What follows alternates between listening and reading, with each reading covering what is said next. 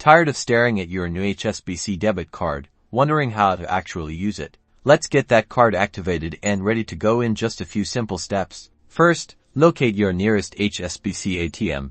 Insert your new debit card into the machine. You'll be prompted to enter the temporary PIN that was provided to you.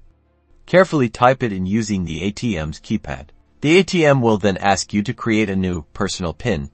Choose a 4-digit number that is easy for you to remember, but difficult for others to guess. You'll need to enter your new PIN again to confirm it.